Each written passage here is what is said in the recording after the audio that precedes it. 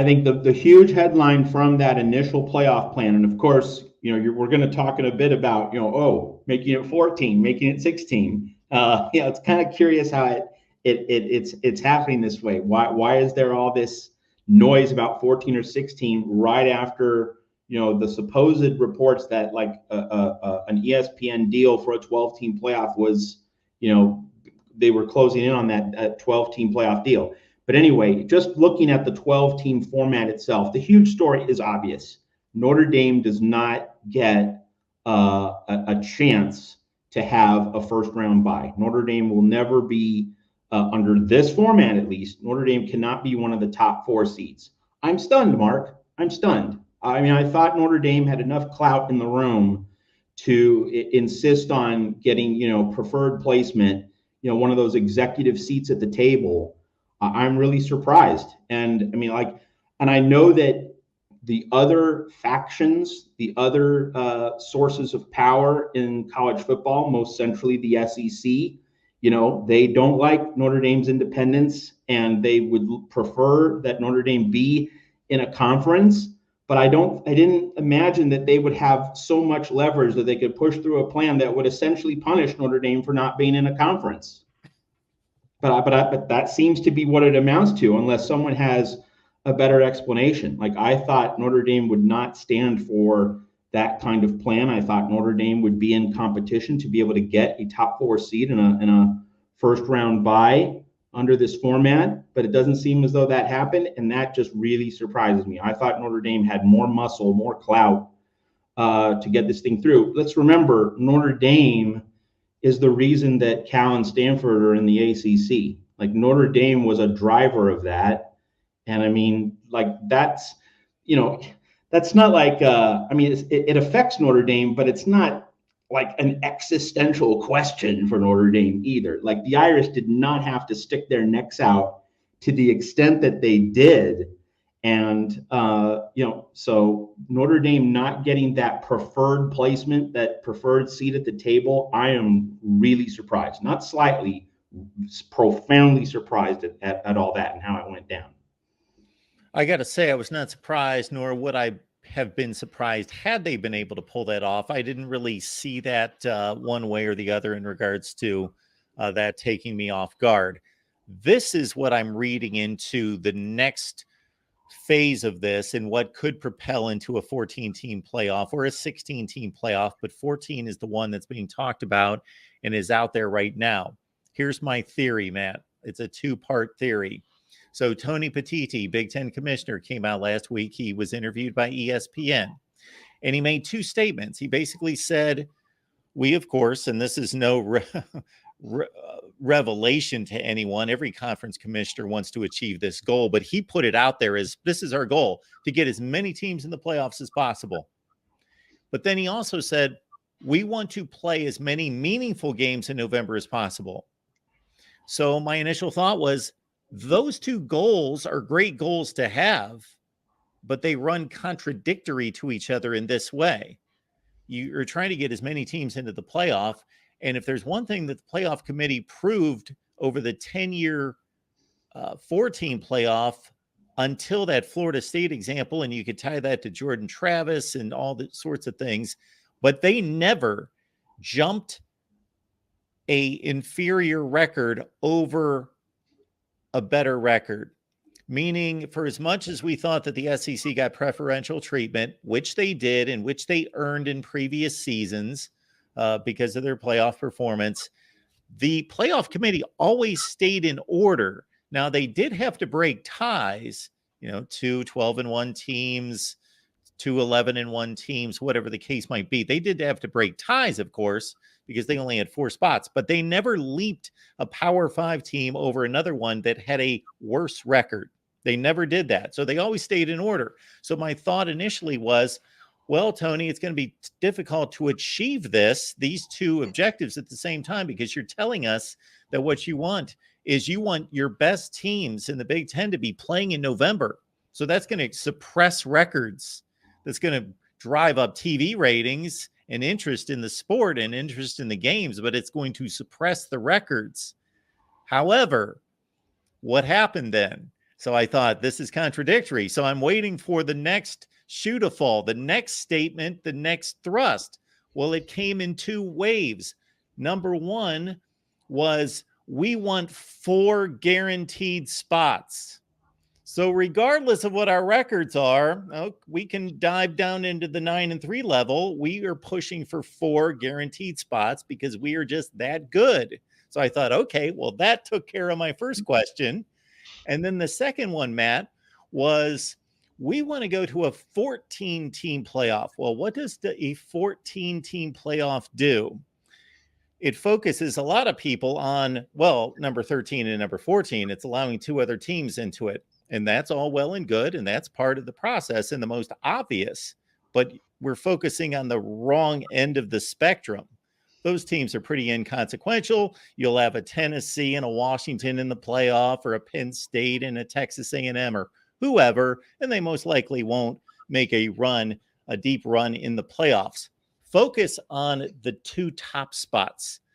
So instead of having 4 byes, where you most likely will have a Big Ten champ that's going to be one of the 2 or 3 best teams in the country, and an SEC champ that's going to be number 2 or 3 in the country, have to share byes with a Utah or an Arizona or a Florida State, who might be number 11 in the country, but they won their conference, and Ohio State or USC sitting at 11-1, but a non-conference champion, or 11-2 after losing a conference championship game, get propelled past, even though they're higher in the rankings, by what we've seen. All you have to do is run the numbers and run the models of the 10-team playoff and look at what the ACC and the Big 12, and especially the new ACC and the new Big 12, would be producing.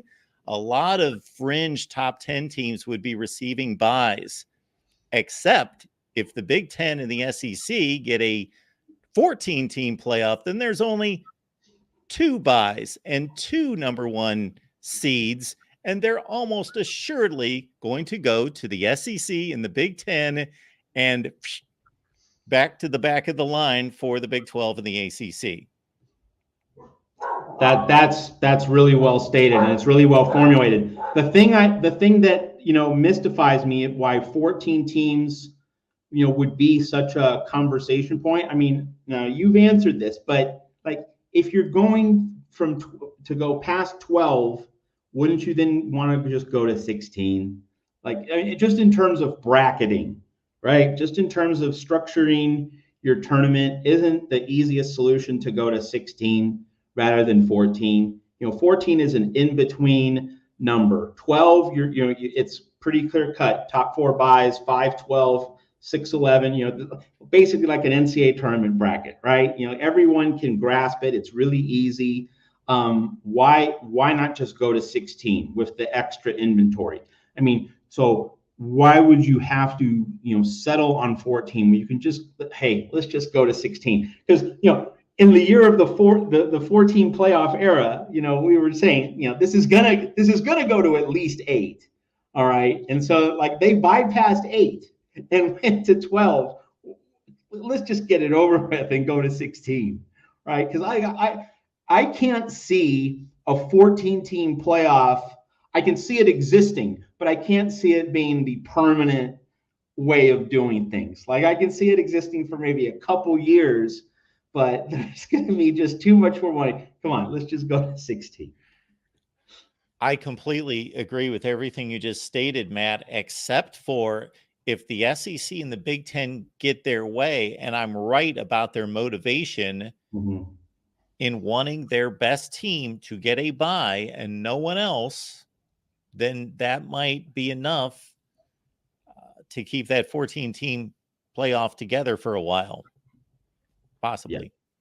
Yeah. And this is where we have to deal with the other item we haven't yet talked about, and that is, why was all this reportage about ESPN getting the exclusive playoff deal, for 12, and then suddenly there are leaks about 14 or 16, and I think the obvious underlying story there is, that ESPN would presumably be in a position to sub-license those extra games out. So like ESPN gets to say, oh, we're a benevolent figure. We're giving these other networks a playoff game. Look at how good we are.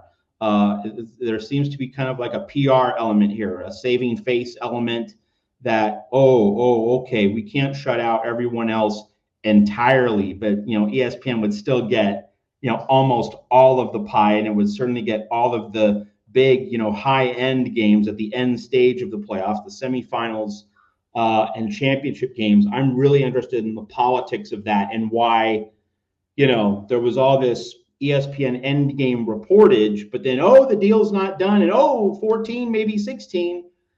Just wondering what's going on behind that in terms of all the gears turning, because if it seemed like such a done deal with ESPN for the 12-team playoff, like what person, what power broker behind the scenes stepped in to say, wait a minute, we need a few more playoff games to sub-license out to other entities. Not that that's a bad idea, but just why wasn't that part of the process and the negotiations earlier? Why does it happen now only after it seemed to be the case that ESPN was getting the exclusive deal? Because let's be clear, I want different networks to be covering the playoff. I think it's a huge deal. I think it's vitally important for college football. We just saw it with Kirk Herbstreit and the way he quote unquote covered the playoff, the way he analyzed the playoff. I mean, he lost a lot of credibility in this business, in my mind,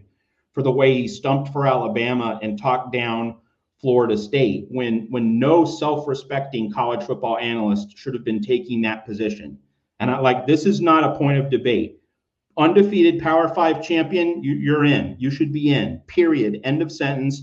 No qualifications or caveats or asterisks about your injury health. No, you earned that berth. I don't care if 10 guys go motorbiking and injure themselves before the playoff game. You still earn that playoff berth. And so Herbstreit, he's lost a ton of credibility with me, and it just reinforced the point that a lot of people have been saying for a long time, that ESPN's going to emphasize the matchups, teams that profit ESPN. So that ceases to be pure football analysis, and it becomes conflict of interest.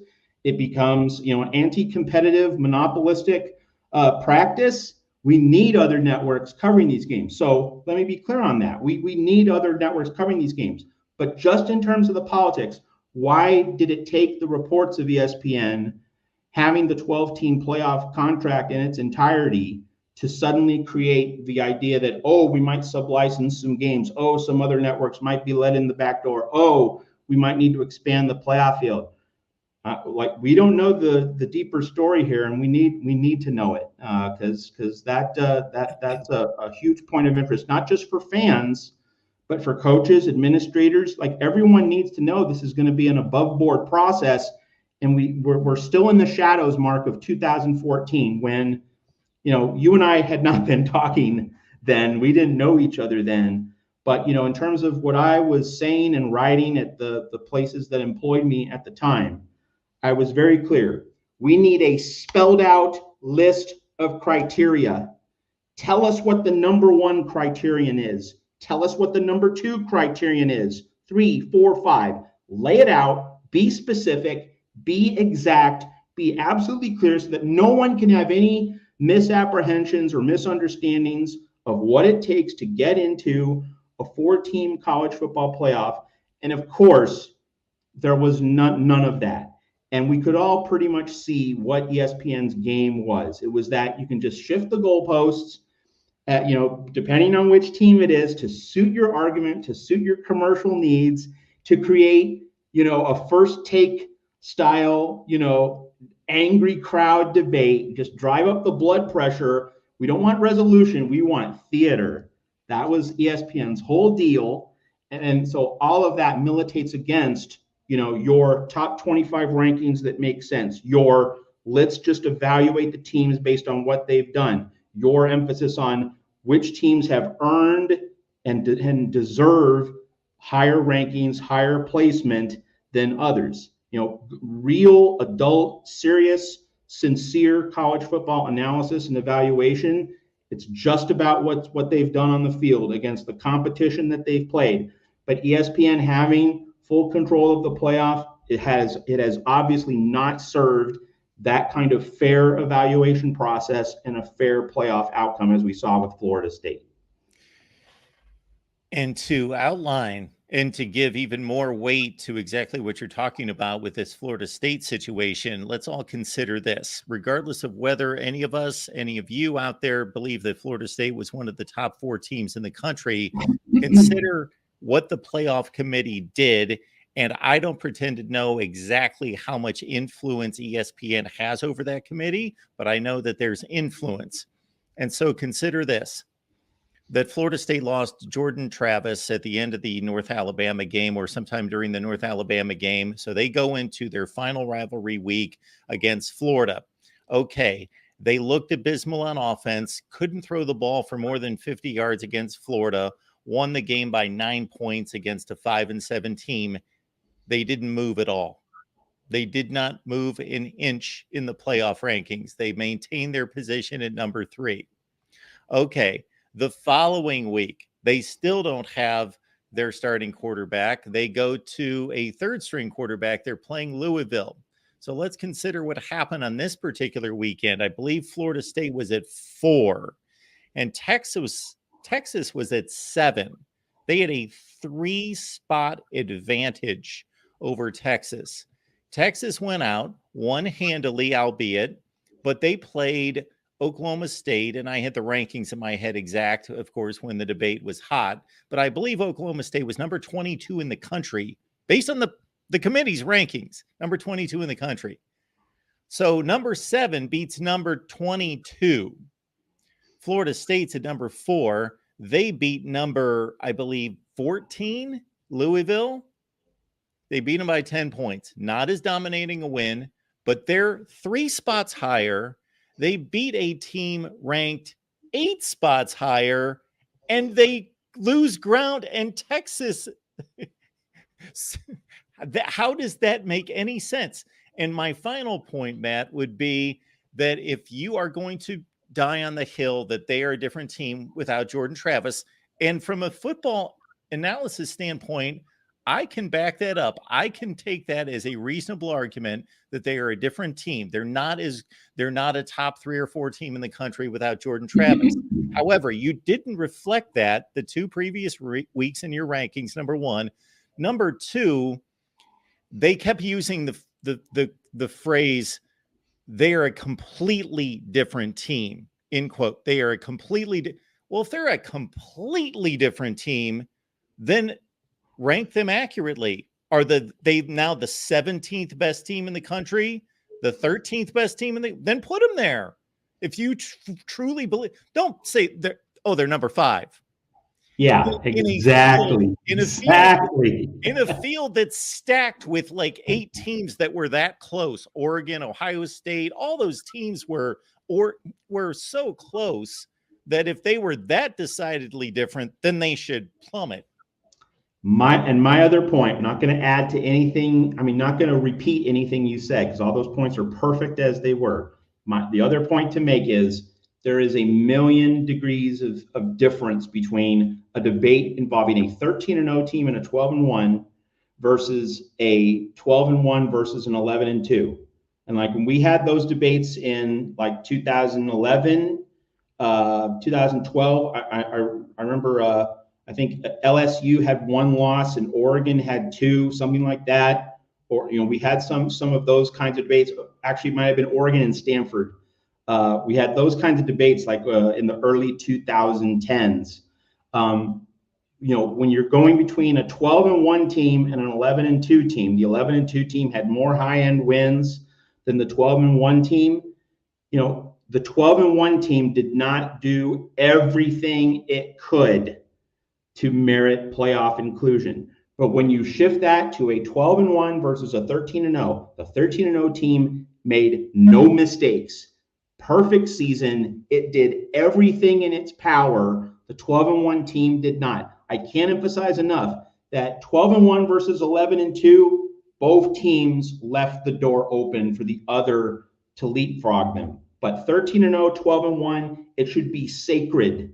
Sacred in college football. I mean, I'm not talking about, a Northern Illinois, a MAC team, but like, in terms of the big boys, in terms of Power 5 conference football, you go 13-0 as a Power 5 team, you get in and ahead of a 12-1 team.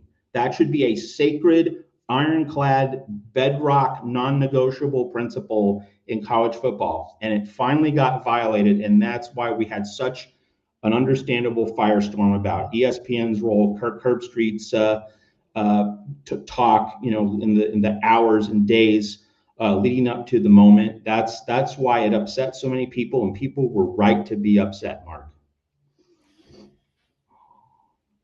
If we want an example of an undefeated football team that was precarious going into the football playoff, go to 2014 and that same Florida State program. They were 13-0, and they were squeaking by the likes of a Boston College and those sorts every week. Most football analysts did not believe that they were one of the 4 best teams in the country, but they were undefeated. So they got their spot in the 14 playoff. Sure, they got wiped out by 39 points by Oregon, but case in point, they earned the spot because they won the football games. Although it should be noted, Florida State was seated lower than Alabama, and Alabama had a loss, and so Florida State gets shipped all the way out to Pasadena to play Oregon. Unfavorable placement. Instead of being able to stay, closer to home in the Sugar Bowl, Florida State gets sent out west for a less favorable matchup. So even then, in 2014, Florida State, unbeaten, was not really given the amount of respect it deserved and frankly earned. And one reason why they were probably given entry into the playoff is because the option to replace them was TCU or Baylor. Not a blue blood, not a brand. So there you go. Matt, Notre Dame doesn't need a bye. It helps the Irish because they do not play the SEC or the Big Ten team in the first 2 rounds. Well, Will, I would say that, I guess your point of emphasis would be, let's break that duck. Let's break that bagel and get a playoff win. And so as far as that goes, in terms of just Notre Dame getting a playoff win, that would help Notre Dame. But in terms of winning a national title, having to win 4 games instead of 3, that's just a tougher hill to climb. But in terms of getting a playoff win, sure, I'll go along with that. So what Will's saying here as well, everyone, is that Notre Dame, if they're the number 1 team in the country, let's say, they're going to drop to a 5 seed. So they're the 5 seed, best case scenario. They play the 12. So they play the Liberty. They play the Boise State, whomever shows up. So that should be a win. They're playing on campus. And if it's not a win, then they're not worthy of it anyway. So they win that first playoff game.